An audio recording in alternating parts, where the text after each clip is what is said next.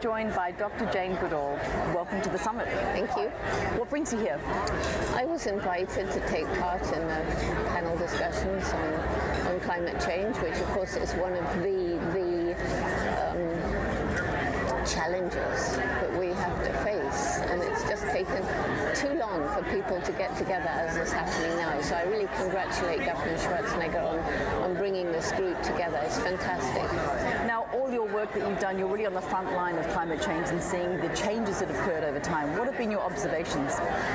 My observations were crystallized 2 months ago when I was in Greenland, standing by what the Inuit call the big ice, and watching and hearing the great crack as huge slabs of ice fall off and fall with a thunderous roar, and a great river is emerging from the great ice that goes up to the ice cap.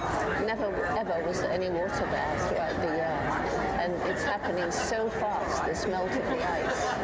And I landed in a helicopter on ground that had been under the ice since the last ice age and now has little plants growing. It's very frightening. What can we do collectively to make steps towards combating climate change?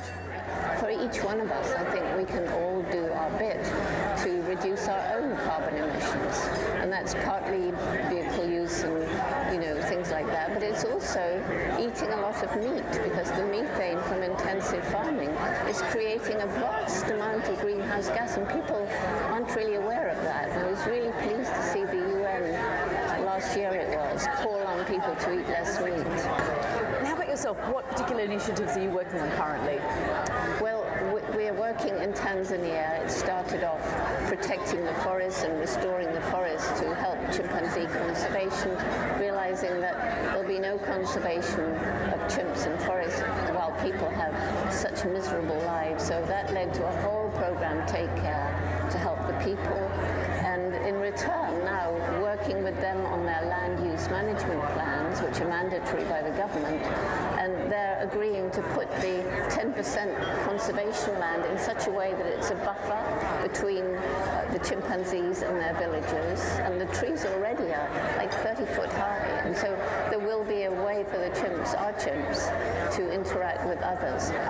Climate change, as we all know, is such a huge problem that can be overwhelming. What is the single most important thing that governments can do to help avert it?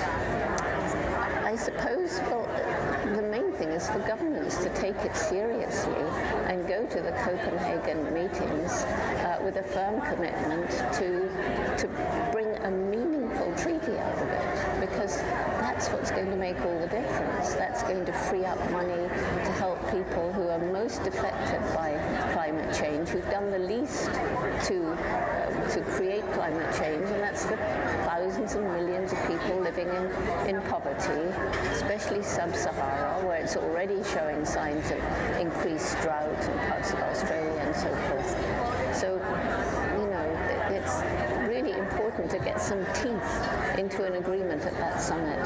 Jane Goodall, thank you for your tireless work and your attendance here at the summit. We really appreciate it. Thank you. Thanks. Lovely to meet you. Good to meet you too.